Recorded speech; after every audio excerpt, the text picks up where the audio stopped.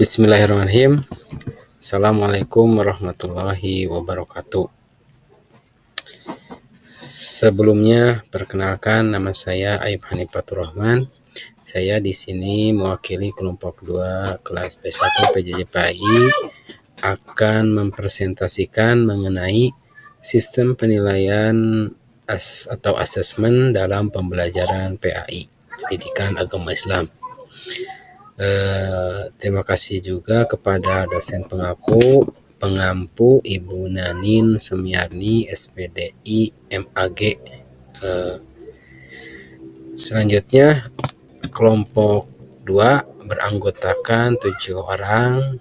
Salah satunya ya pertama Muhammad Ulil Albab, kedua Aib Hanifatur Rahman, ketiga Dasep Hamzah, keempat Ondi, kelima Hasna Mujayana, keenam Marcelia, ketujuh Sri Nurmahni. Sebelumnya pendidikan agama Islam bukan hanya transfer ilmu agama, tetapi juga pembinaan sikap spiritual dan sosial. Sistem penilaian yang harus mencerminkan aspek kognitif, afektif, dan psikomotorik secara utuh. Nah, mungkin itu pengantar dari tujuan sistem penilaian asesmen dalam pembelajaran PAI. Terus apa sih pengertian asesmen PAI itu? Asesmen adalah proses sistematis untuk mengumpulkan, menganalisis, dan menafsirkan informasi tentang capaian belajar siswa. Dalam pendidikan agama Islam, asesmen mencakup beberapa aspek. Yang pertama aspek kognitif, afektif, dan psikomotorik yang sesuai dengan nilai-nilai Islam atau keislaman. Adapun fungsi dan tujuan asesmen pendidikan agama Islam. Fungsi dan tujuan asesmen PAI ini dibagi menjadi 3, yaitu fungsi untuk siswa, guru, dan sekolah. Pertama, untuk siswa, berfungsi atau bertujuan untuk memberikan umpan balik belajar, kesadaran spiritual, mengukur kompetensi PAI, dan pengamalan nilai-nilai Islam. Adapun untuk guru, untuk mendiagnosis kebutuhan siswa, evaluasi pembelajaran, dasar pengayaan atau remedial, dan yang terakhir refleksi profesional.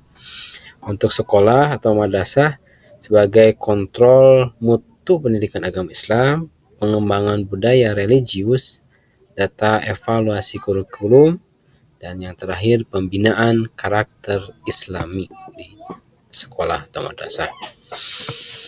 Adapun jenis-jenis asesmen atau penilaian, yang pertama asesmen diagnostik, untuk mengetahui kesiapan siswa sebelum pembelajaran atau disebut mendiagnostik kesiapan pembelajaran siswa.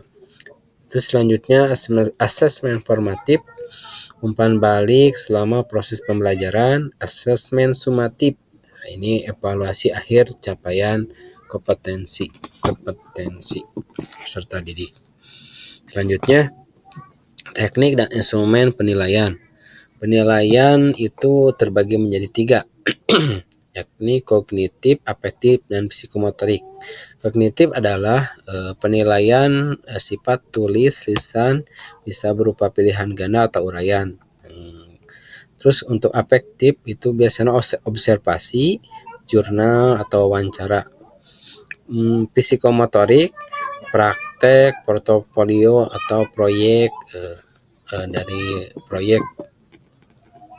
Selanjutnya prinsip penilaian dalam PAI. Prinsip dalam penilaian dalam PAI terbagi menjadi 5 prinsip. Ini pertama objektif, mendidik, autentik, berorientasi pada kompetensi, dan yang terakhir yang kelima berkeadilan. Apa sih asesmen diagnostik itu? Asesmen diagnostik adalah jenis asesmen yang dilakukan untuk mengidentifikasi kekuatan dan kelemahan peserta didik di awal pembelajaran.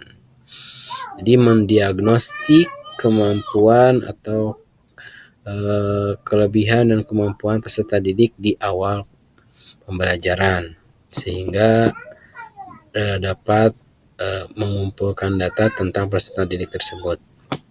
Selanjutnya, asesmen formatif. Asesmen formatif dilakukan selama proses pembelajaran atau memantau proses perkembangan peserta didik. Dengan asesmen formatif, guru dapat memberikan umpan balik konstruktif untuk membantu peserta didik mencapai tujuan belajar mereka. Jadi asesmen formatif ini lebih ke asesmen yang dilakukan ketika pembelajaran dilaksanakan di kelas atau di mana saja. Selanjutnya asesmen sumatif. Asesmen sumatif dilakukan untuk mengukur pencapaian belajar peserta didik pada akhir suatu periode. Hasil dari asesmen sumatif ini sering digunakan untuk menentukan nilai akhir. Asesmen sumatif ini bisa diartikan sebagai penilaian di akhir, bisa di akhir semester atau di akhir tahun, dan nilai akhir itu menjadi nilai ajuan untuk penilaian rapot semesteran ya. Atau bisa dikatakan asesmen sumatif ini asesmen asas mungkin ya di sekolah-sekolah atau asat sekarang. Penilaian kalau dulu mah sebutnya UAS yang buat ujian akhir semester akhir tahun. Selanjutnya asesmen autentik. Penilaian yang relevan dengan kehidupan nyata. Contoh presentasi makna Quran Surat Al-Hujurat ayat 13. Sebagai kampanye digital anti-bullying berbasis nilai Islam, jurnal, dan spiritual harian. Adapun ayat Quran Surat Al-Hujurat ayat 13 berbunyi, A'udzubillahi minasyaitonirrajim. Ya ayyuhan nasu inna khalaqnakum min zakarin aw unsa wa ja'alnakum syu'uban wa qabaila lita'aruf. Inna akramakum indallahi atqakum. Innallaha alimun khabir. Artinya, wahai manusia, sesungguhnya kami telah menciptakan kamu dari seorang laki-laki dan perempuan, kemudian kami menjadikan kamu berbangsa-bangsa dan bersuku-suku agar kamu saling mengenal. Sesungguhnya yang paling mulia di antara kamu di sisi Allah adalah orang yang paling bertakwa. Sesungguhnya Allah Maha Mengetahui lagi Maha Teliti. Quran Surat Al-Hujurat ayat 13. Selanjutnya, tantangan penilaian dalam PAI. Ada 4 tantangan penilaian dalam PAI. Yang pertama, subjektivitas penilaian sikap, keterbatasan waktu observasi, minimnya pelatihan instrumen afektif atau bahkan psikomotorik, perlunya asesmen digital. Selanjutnya, rekomendasi strategis. Yang pertama, pelatihan asesmen karakter, penggunaan teknologi asesmen. Yang ketiga, rubrik penilaian sikap dan ibadah. Terus selanjutnya, kolaborasi guru dengan bank soal. Baik, selanjutnya sebagai penutup, penilaian dalam PAI harus mencerminkan ilmu, iman, dan amal. Diperlukan pendekatan profesional dan kontekstual yang menilai pengetahuan dan nilai yang dihidupkan. Jadi kalau PAI itu bukan hanya ditilai di dunia, tapi juga sebagai penilaian di akhirat. Jadi bukan hanya sekedar tingkah laku yang mubah, tapi semoga apa yang dilakukan itu menjadi ibadah.